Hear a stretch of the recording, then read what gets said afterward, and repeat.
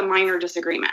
So I think if we look at the evidence for how much does IQ statistically predict life outcomes in people, there is a huge amount of evidence there, and people might not like to hear it, but we can talk objectively about what that means. When we're talking about what is a reasonable prior in terms of our explanations for group differences in performance and standardized IQ tests, I don't agree with the framing that what has been called the default hypothesis is actually a reasonable prior, because I think that's based on a really basic misunderstanding of what knowledge within groups tells us about causes between groups. So I think that's tricky to describe, because default hypothesis sounds like such a reasonable norm, but I don't think it's agnostic enough about what we know. Okay, so now all of that's interesting and useful, and for me, again, it falls into the bin of being what I think is a very minor difference in scientific intuition, which we can continue to drill down on. I think it's interesting. It's contained in the analogy I just gave to height. If we find an island of short people, they may in fact have the genes that point in the opposite direction, right? Entirely. They may have the Dutch, super tall genes. They could just be malnourished, right? So, environment completely swamps their genetic advantage for height. And obviously, we could be in that circumstance with respect to the differences between black and white IQ scores in the U.S. or any other invidious group difference we seem to have found through psychometrics. That's totally true.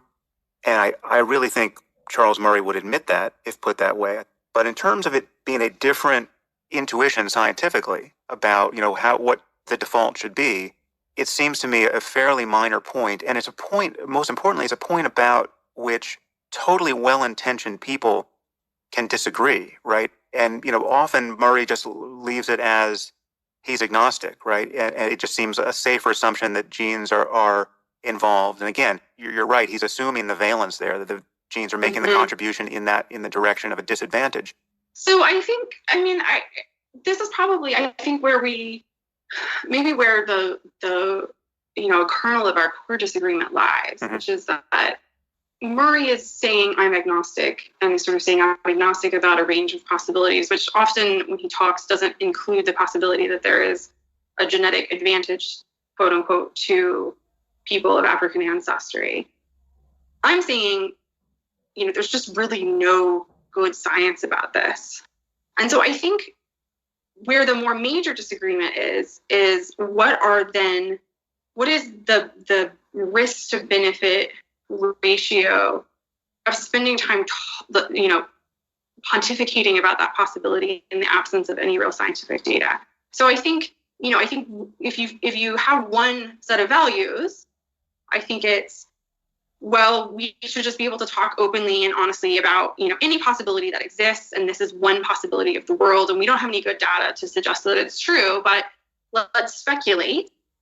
And it's really kind of our ability to talk about any possibility that might exist in the world is kind of prioritized.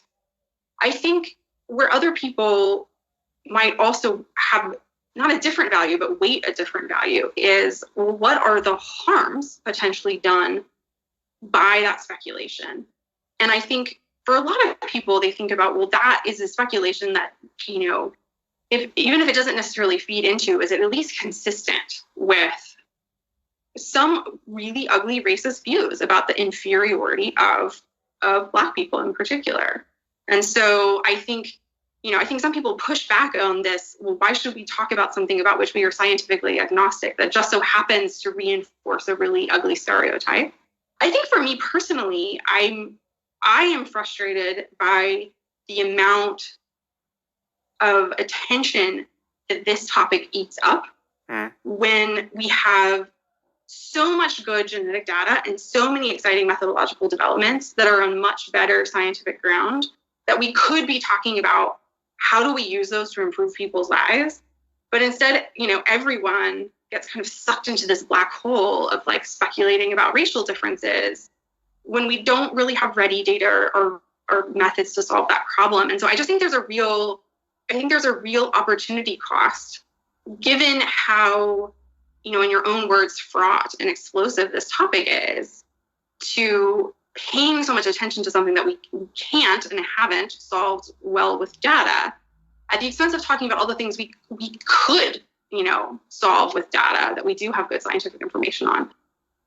So I think, my risk-benefit calculus on what good versus what harm is done by letting people, speculate wildly in the absence of scientific data on the sources of Black-white IQ differences, I think I come down on a different risk-benefit calculus than you do about that. Okay, well, so there's a lot contained in the phrase letting people speculate. Yes. Yeah. As soon as I said it, I thought that's kind of like a strange, it's like... Yeah, that is strange, Mr. Orwell.